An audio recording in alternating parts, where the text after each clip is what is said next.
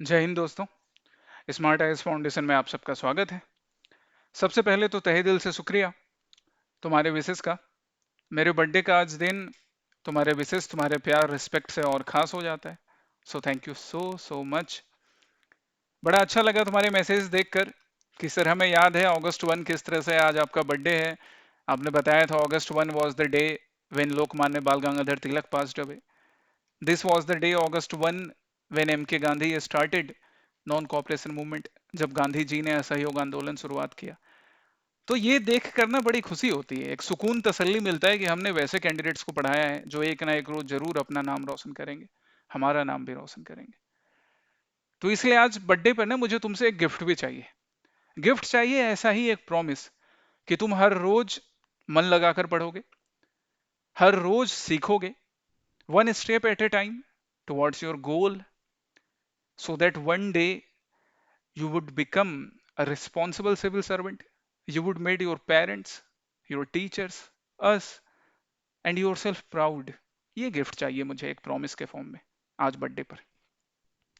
आज मैं घर पर हूं तो तुमसे डायरेक्ट क्लासरूम में तो मिल नहीं पाऊंगा, ऑफिस में गुवाहाटी में मिल नहीं पाऊंगा। आज मैंने सोचा चलो स्थायी तुमसे मिलने, मेरी तरफ से भी तुम्हारे लिए एक गिफ्ट, प्री कॉन्कर का। प्री कॉन्कर का ये सीरीज आज से हम लोग स्टार्ट कर रहे हैं, जहां हम लोग कॉम्प्रिहेंसिव मैनर में एमसीक्यूज को डिस्कस करेंगे for prelims of APSC which is scheduled in next year March, February last week या March 2025 में, prelims of UPSC which is scheduled in May 2025 और बाकी स्टेट पीसीएस के prelims के लिए।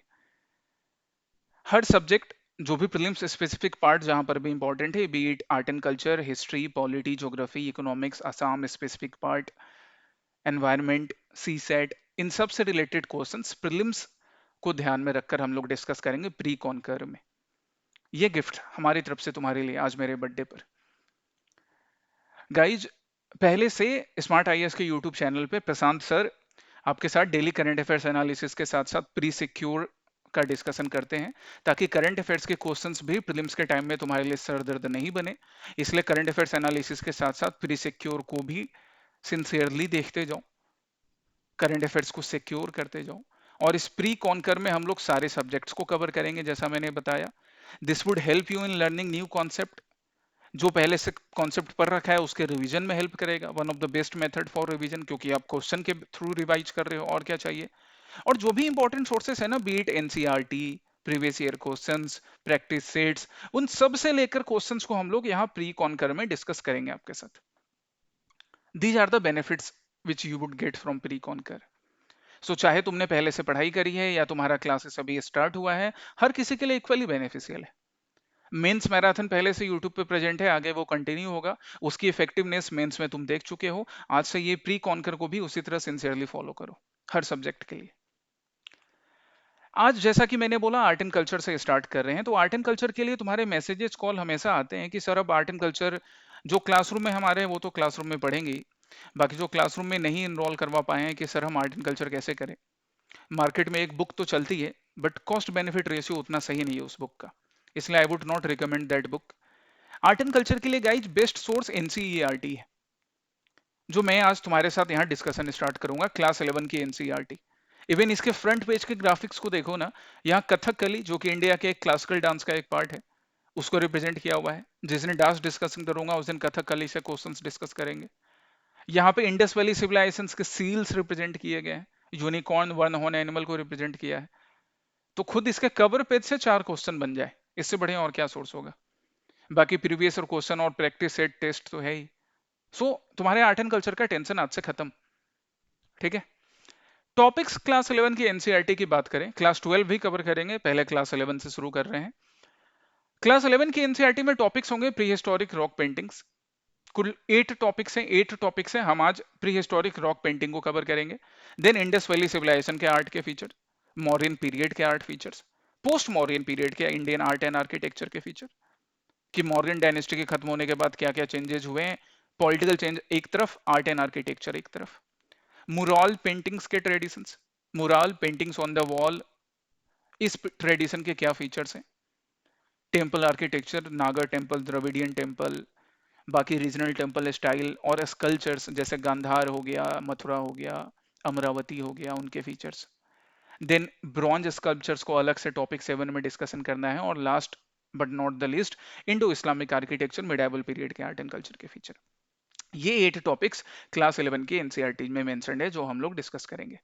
फर्स्ट जो स्टार्ट कर रहे हैं वो है प्री हिस्टोरिक रॉक पेंटिंग्स। थोड़ा अगर साउंड को लेकर इशू हो तो वो आज एडजस्ट करना, क्योंकि सिंस घर से मैं रिकॉर्डिंग कर रहा हूँ या क्लासरूम है नहीं अवेलेबल। साउंड वगैरह रिकॉर्डिंग इशू भी हम लोग धीरे धीरे सॉल्व कर लेंगे। एक सिंसियर एस्पिरेंट के लिए ये सारी चीजें ज्यादा नहीं मायने रखनी चाहिए, आप सीखने पर ध्यान दीजिए। सेम इसी पेंटिंग की तरह ये पेंटिंग देखो इम्परफेक्ट है लेकिन परफेक्ट एग्जाम्पल है प्री हिस्ट्री को सीखने का। प्री हिस्ट्री, हिस्ट्री का वो टाइम जब हमारे पास कोई स्क्रिप्ट नहीं था, कोई लैंग्वेज नहीं थी, तभी बतियाने के लिए पीके की तरह बतियाते थे, साइन लैंग्वेज में, या मालूम नहीं कैसे बतियाते थे, कैसे बात करते थे। बट फिर भी हम उसके बारे में भी हिस्ट्री आज पढ़ रहे हैं, उसका एग्जाम्पल है ये पेंटिंग्स। आज तुम इससे ज्यादा अलाइव पेंटिंग बना लो बट ये इम्परफेक्टली भी परफेक्ट है, वैसा ही हमें बनना है गाइज अपनी जिंदगी में। और कुछ एग्जांपल्स देखिए प्री हिस्टोरिक रॉक पेंटिंग्स। ये लखुदियार केव्स, बहुत बार एग्जामिनेशन में पूछा जाता है इन केव्स के लोकेशन, तो लखुदियार याद रखिएगा, इट रिप्रेजेंट्स 1 लाख। लखुदियार केव उत्तराखंड का ये एक पेंटिंग है जहां दिख रहा है कि ह्यूमन एक कम्युनिटी के फॉर्म में हंटिंग के लिए जा रहे हो या किसी एक्टिविटी के लिए जा रहे हैं। उसी लखुदियार केव में यहाँ पे ऐसे वेवी लाइंस बनाया गया है, जिस तरह से हमारे घर में माँ हाथ से उंगली से पेंटिंग बनाती हैं, रंगोली बनाती हैं या दीवार पे बनाती हैं। आर्कियोलॉजिस्ट ने बोला इनको भी फिंगर्स यूज करके वैसे ही बनाया गया था। These are few examples. आ जाओ क्वेश्चन पे। यहाँ तुम्हारे लिए एमसीक्यू है और इस एमसीक्यू को सॉल्व करने के लिए जितना कॉन्सेप्ट चाहिए वो कॉन्सेप्ट यहाँ पे मैंने तुम्हारे लिए मेंशन कर दिया है। This is the way of pre conquer, इसी तरह से हम प्री कॉन्कर को करेंगे। ठीक है, तो अगर तुमने पहले से नहीं भी पढ़ा आर्ट एंड कल्चर तो भी यहाँ से सीख सकते हो, है कि नहीं। आ जाओ पहला क्वेश्चन पढ़ो। First question is consider the following statement regarding prehistoric rock paintings. The earliest known rock painting in India are attributed to the upper palaeolithic period. Okay, पहला स्टेटमेंट देखेंगे सही है या गलत है। Second statement is Bhimbetka rock paintings are located in Vindhya ranges over and contain over 500 rock shelters. क्या ये fact सही है, क्या ये प्लेस सही है, ये चेक करेंगे। Then third statement is prehistoric rock paintings depict geometric patterns, okay, but no representation of human figures और एनिमल्स। ठीक है भैया, इसे भी देखते हैं। And on the basis of that you need to find correct statement by using these options. चलिए अब आते हैं कॉन्सेप्ट्स पे। पहली चीज जो प्री हिस्टोरिक रॉक पेंटिंग के लिए तुमको याद रखनी है कि प्री हिस्टोरिक रॉक पेंटिंग जो है उसके मेन थीम होते थे ह्यूमन फिगर्स और ह्यूमन से रिलेटेड एक्टिविटीज। आज भी तो हम वो करते हैं ना, अगर हमारे लाइफ में गांधी जी इंपॉर्टेंट है, हमारे लाइफ में हमारे कल्चर का पार्ट आगरा का ताजमहल है, गमोशा है, काजीरंगा का राइनो है, कान्हा का टाइगर है, तो हम उसको रिप्रेजेंट करते हैं अपने पेंटिंग्स में। गॉड्स एंड गॉडेस है उनको रिप्रेजेंट करते हैं, अपने डेली लाइफ के इवेंट्स को रिप्रेजेंट करते हैं, मुंडेन इवेंट्स को रिप्रेजेंट करते हैं, तो क्यों नहीं ह्यूमन फिगर्स को, ह्यूमन एक्टिविटीज को रिप्रेजेंट किया जाएगा, हंटिंग को, डांसिंग को, ज्योमेट्रिक साइंस तो यूज होंगे ही। तो ये जो स्टेटमेंट था ना, ये स्टेटमेंट कि ह्यूमन फिगर नहीं है, अब ये गलत हो गया, मिल गया आंसर यहाँ से, एक कॉन्सेप्ट भी याद रखा हमने। देन सेकंड पॉइंट कि अर्लीस्ट एग्जांपल हमें कहां से मिलने शुरू हुए, अपर पैलियोलिथिक के, ये हम आज से याद रखेंगे कि भले हमें most surviving example, most of the examples Mesolithic period से मिल रहे हैं। यहाँ देखो ये मेजोलिथिक पीरियड, लार्जेस्ट एग्जांपल हमें यहीं से मिले हैं, मेजोलिथिक पीरियड से ज्यादा वेराइटी मिली है। लेकिन पहला एग्जांपल, अर्लीस्ट एग्जांपल कहां से मिल रहा है, पैलियोलिथिक से, अपर पैलियोलिथिक से।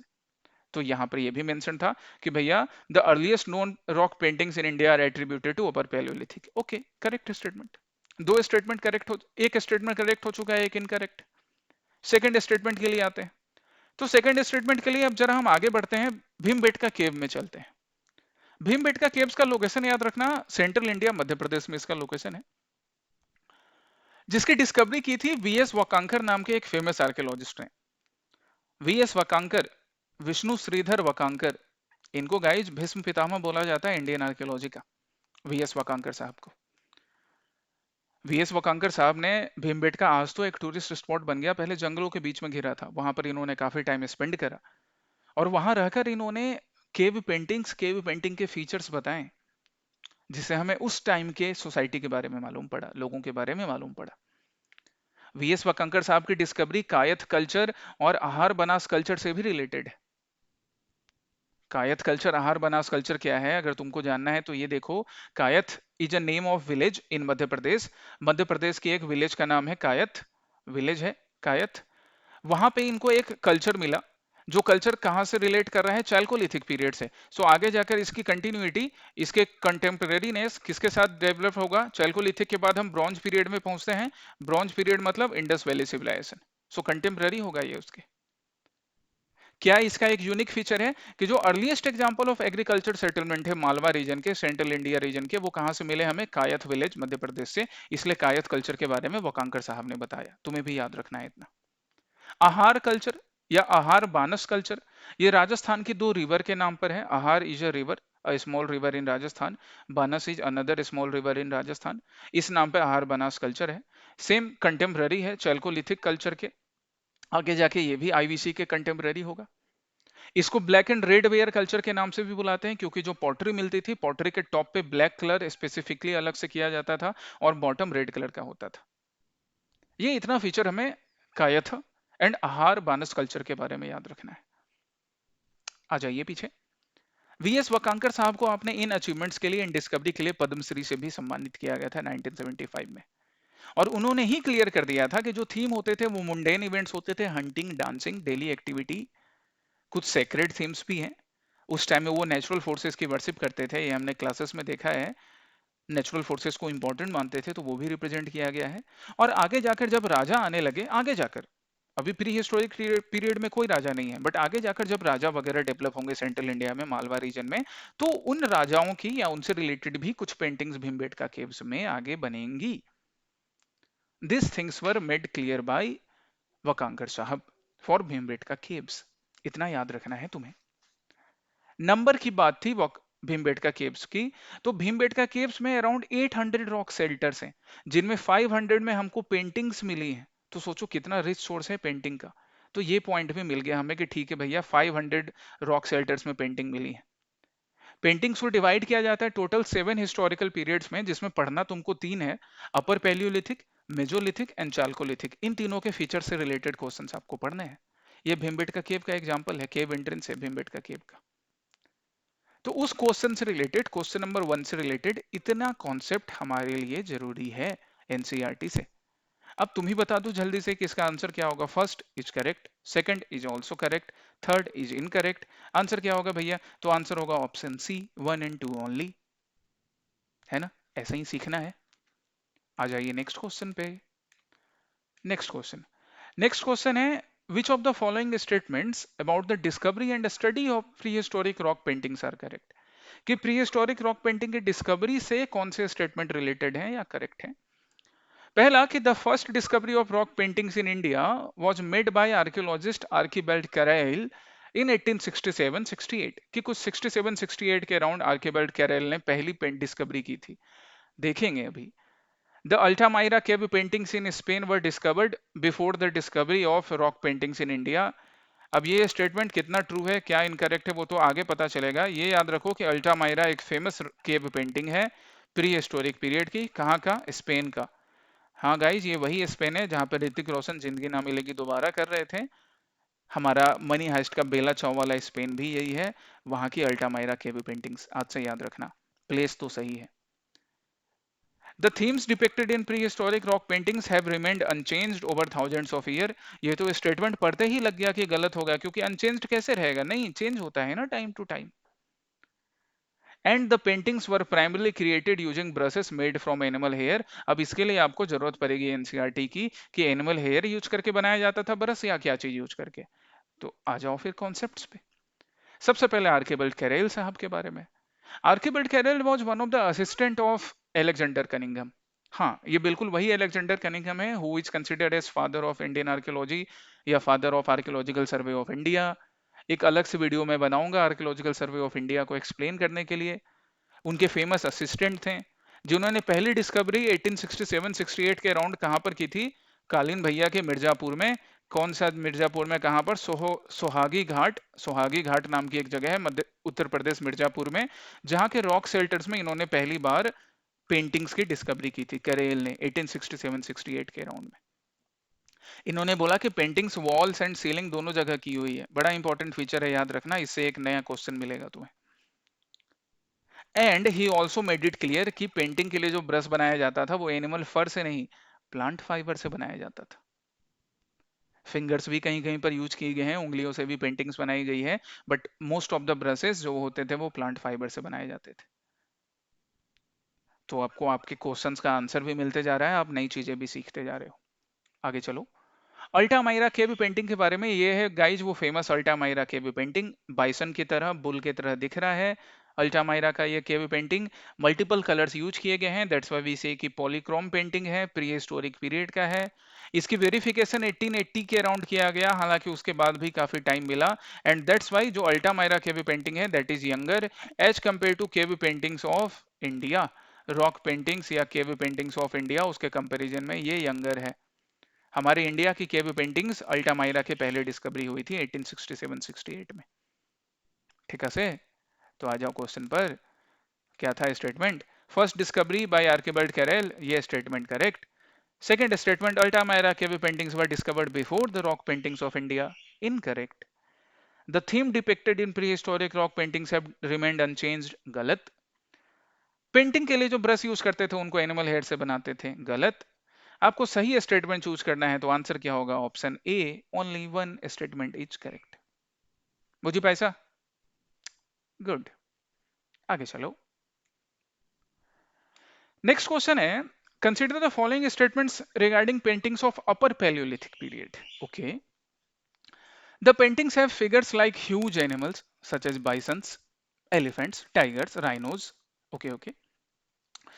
The green paintings are of dancers and red one of hunter. एक देखो बड़ा नया चीज देखने को मिला इस क्वेश्चन में, कि जो ग्रीन पेंटिंग है वो डांसर को रिप्रेजेंट करते हैं, और रेड वन जो है, रेड वन वो हंटर्स को रिप्रेजेंट करते हैं। तो इसके लिए आपको आगे कॉन्सेप्ट सीखना होगा। Most of this paintings are wash paintings and very few are filled with geometric pattern. अब इस क्वेश्चन में तो थोड़ा डाउट क्वेश्चन को पढ़ के भी लग रहा है इस स्टेटमेंट में। नेक्स्ट अब आते हैं, क्वेश्चन आपसे क्या बोल रहा है कि which of the above statement are not correct. Not correct ढूंढना है गाइज, एग्जामिनेशन में इस चीज पे बड़ा ध्यान रखना है, प्रीलिम्स में। आ जाइए इसके डिस्कशन पे। अपर पैलियोलिथिक पेंटिंग का ये एक एग्जाम्पल है। इसमें एक चीज याद रखेंगे आज के बाद से, आज एनसीईआरटी तुमको ये सिखा रही है कि जो ग्रीन पेंटिंग्स थे वो डांसर्स को शो करते थे, और रेड पेंटिंग्स जो है वो हंटर्स को शो करते थे। ये ऐसे याद रखना कि हंटर दूसरे को मारकर खून बहाएगा इसलिए रेड कलर से, डांसर लोगों की जिंदगी में हरियाली ला रहा है इसलिए ग्रीन कलर से। यही ट्रिक याद रख लीजिएगा।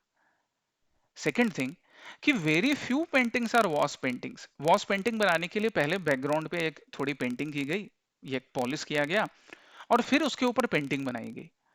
बट ऐसा बहुत कम हुआ था, है ना, प्री हिस्टोरिक पीरियड में। प्री हिस्टोरिक पीरियड में वॉस पेंटिंग कम होता था, आजकल ज्यादा होता है मॉडर्न टाइम में।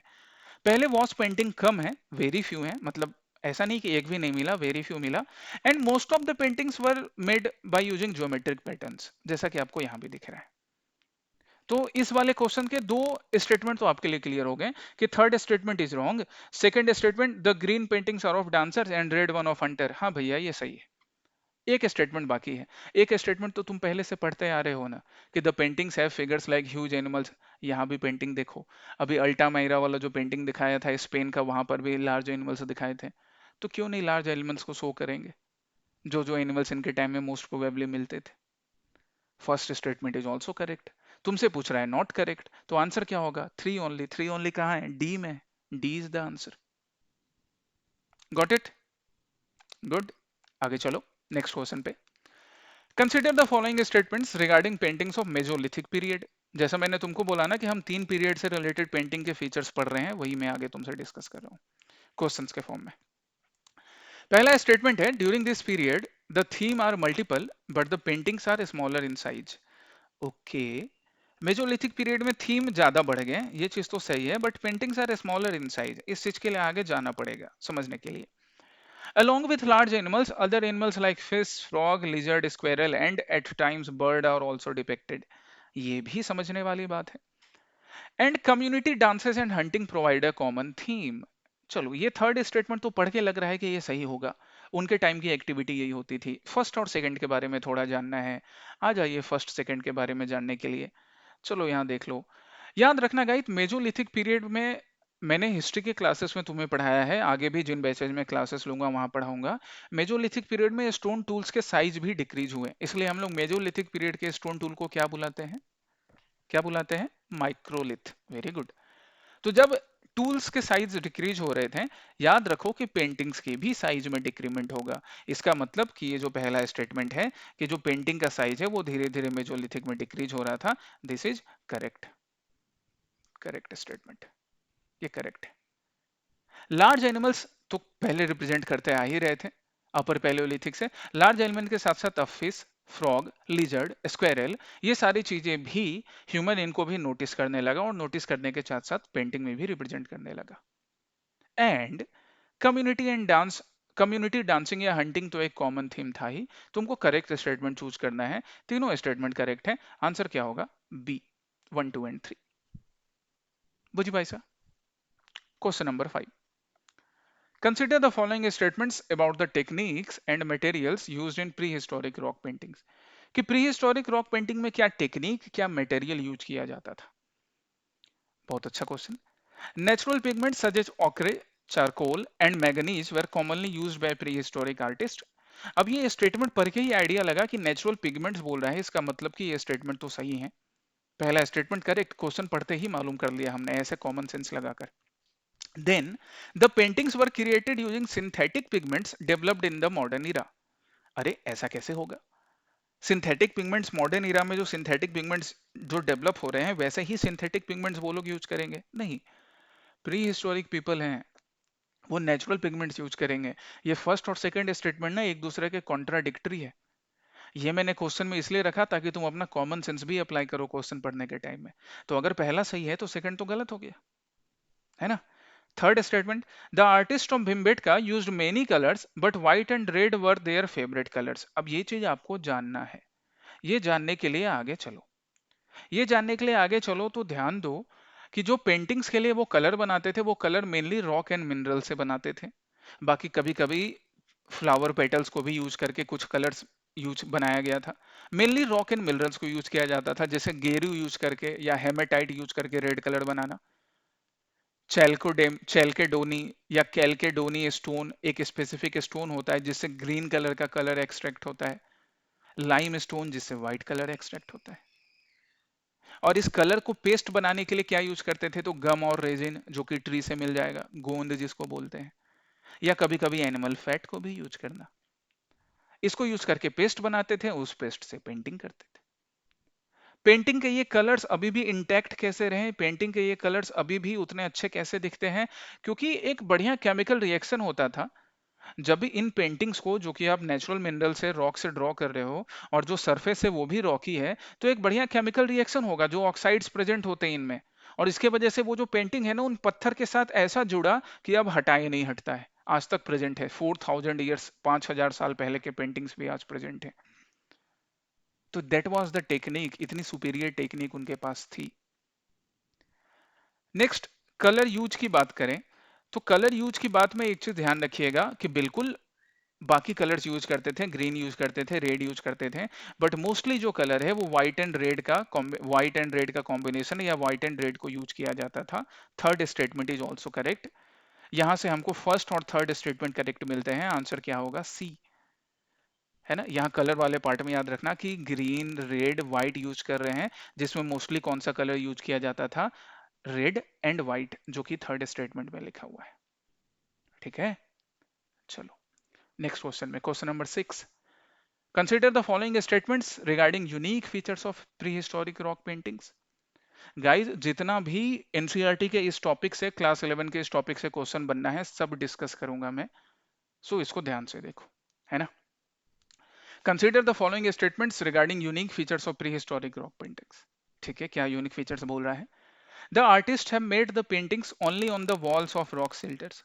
नहीं नहीं नहीं नहीं, एक तो ये ओनली जो कीवर्ड है ना, इससे भी शक हो रहा है कि यार सिर्फ ऐसा ओनली जब भी मिले ना, ओनली मिले, ऑल मिले, ऑलवेज नेवर मिले, थोड़ा वहां पे शक करना, डाउट लाना। डाउट होता है यहाँ पे, बेनिफिट ऑफ डाउट मिलता है इन कीवर्ड्स की वजह से। क्या सिर्फ वॉल पे ही पेंटिंग करेगा? रॉक शेल्टर्स के जो पेंटिंग्स है वो सिर्फ वॉल पे क्यों करेगा, सीलिंग पे क्यों नहीं करेगा? मैंने शुरू में भी एक बार वो पॉइंट बोला था, मान लो वो क्वेश्चन नहीं देखा तुमने, फिर भी ऐसे कॉमन सेंस लगाओ कि क्यों नहीं छत पे पेंटिंग करेगा वो, हम भी तो अपने छत पे डिजाइन करते हैं ना। तो फर्स्ट स्टेटमेंट रॉन्ग हो गया। सेकंड है all the paintings are reported from the shelters where people lived. देखो फिर से ऑल कीवर्ड मिला, फिर यहाँ पे डाउट करो, बेनिफिट ऑफ डाउट मिलेगा कि सारे के सारे पेंटिंग्स हमें उन रॉक शेल्टर्स मिले हैं जहां पे लोग रहते थे। नहीं भैया, कुछ ऐसे भी रॉक शेल्टर्स हैं जहां पे वो लोग रहते नहीं थे, वहां से भी पेंटिंग्स के एग्जाम्पल मिले हैं। वैसे रॉक शेल्टर्स किस लिए यूज किए जाएंगे? तो वैसे जो रॉक शेल्टर्स है ना, वैसे रॉक शेल्टर्स हो सकता है रिलीजियस इंपॉर्टेंस के होते होंगे।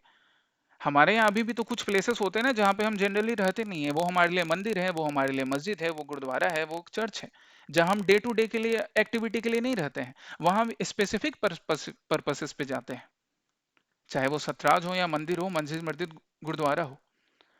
तो इनके भी कुछ ऐसे रॉक शेल्टर्स थे जहाँ पे वो डे टू डे लाइफ के लिए भले ना रहते हों बट पेंटिंग्स करते थे। पेंटिंग्स हमें वॉल पे भी मिला, सीलिंग पे भी मिला, सीलिंग पे काफी ऊंचे ऊंचे सीलिंग पे भी मिला है, छत पे। क्यों? ताकि दूर से ही उन पेंटिंग्स को देख ले लोग। दैट वाज द पर्पस कि दूर से ही पेंटिंग को ऑब्जर्व किया जा सके। इतने दूर की सोच कर पेंटिंग बनाते थे ये लोग। These are the features. First and second दोनों स्टेटमेंट रॉन्ग हो चुका है। Third, the primitive artist lacked to possess an intrinsic passion for storytelling due to various limitations such as acute working conditions, inadequate tools, materials, etc. कि भैया उनके पास जो दे lagged passion, story telling का जो passion था वो उनके पास नहीं था, ये स्टेटमेंट ऐसा बोल रहा है। अरे ऐसा कैसे? उनके पास तो पैसन था, तभी तो उन्होंने जो पेंटिंग्स किए उन पेंटिंग्स में दिखाया कि चार लोग मिलकर हंटिंग के लिए जा रहे हैं, कुछ इंसान वहां पे बिखरे हुए हैं, स्टिकी लाइक फिगर बनाते थे। बट उस स्टिकी लाइक फिगर को भी दिखाया कि कुछ लोग ग्राउंड पे ऐसे पड़े हुए हैं, इसका मतलब कि वो इंजर्ड हो गए होंगे हंटिंग से। किसी पेंटिंग में दिखाया गया कि इंसान जानवर का पीछा कर रहा है, किसी में जानवर इंसान का पीछा कर रहा है। यही तो स्टोरी टेलिंग है। फैमिली के सीन्स भी रिप्रेजेंट किए जाएंगे आगे जाके, यही तो स्टोरी टेलिंग है। तो हाँ बिल्कुल, वर्किंग कंडीशन उतना फेवरेबल नहीं था, टूल्स इनएडिक्वेट थे, लेकिन स्टोरी टेलिंग कम नहीं था, बहुत बढ़िया था। ओके, यहाँ इसके अकॉर्डिंग तीनों स्टेटमेंट यहाँ पर रॉन्ग हो जाते हैं। क्वेश्चन तुमसे पूछ रहा है which of the above are not correct. Not correct मतलब 1 2 and 3 all are not correct. Answer क्या है? डी। ठीक है, आओ आगे। तो ये कॉन्सेप्ट्स याद रखना। ठीक। Question number 7, which of the following sites are correctly matched. ये लास्ट क्वेश्चन जो हम इस टॉपिक से निकालेंगे एनसीईआरटी से। भीमबेटका केव्स सेंट्रल इंडिया, ये तो करेक्टली मैच्ड है। जोगीमारा केव्स इंडस वैली, ना ना। जोगीमारा केव्स, नन्ना ना से नाना नाना नारे याद आ गया, दलेर मेहंदी साहब का गाना, बाद में सुनना। जोगीमारा केव्स इंडस वैली में नहीं, जोगीमारा केव्स का लोकेशन छत्तीसगढ़ वाले रीजन में है ना, इंडस वैली सिविलाइजेशन वाला पार्ट नहीं, छत्तीसगढ़ का region. Lakhudiyar caves Himalayan region, बिल्कुल उत्तराखंड में लखुदियार पड़ता है, जिसको 1 लाख मीन्स, लखुदियार का मतलब 1 लाख होता है। एग्जैक्टली 1 लाख केव्स नहीं है यहाँ पे, या 1 लाख केव पेंटिंग्स भी नहीं है, but since varieties of paintings है and that's why it was named Lakhudiyar. तो दो मैच्ड हैं करेक्टली, एक 1 और एक थर्ड, आंसर होगा 1 एंड 3 ओनली। जोगीमारा के लिए याद रखिएगा कि जोगीमारा केव्स जो हैं वो छत्तीसगढ़ में हैं, प्रेजेंटेड है Chhattisgarh India. So guys, these were the questions of today's pre-conquer keep learning. इस तरह से हम लोग बाकी सब्जेक्ट्स को भी डिस्कस करेंगे, हर सब्जेक्ट को। आज आर्ट एंड कल्चर किया है मैंने, पहले मैं आर्ट एंड कल्चर ये कंप्लीट कर दूं, क्लास 11 के एनसीईआरटी, फिर हम दूसरे सब्जेक्ट्स को भी स्टार्ट करेंगे, अलग अलग फैकल्टी सब लोग मिलकर। बस सीखते रहो, आगे बढ़ते रहो। Okay, all the best, best wishes, जय हिंद।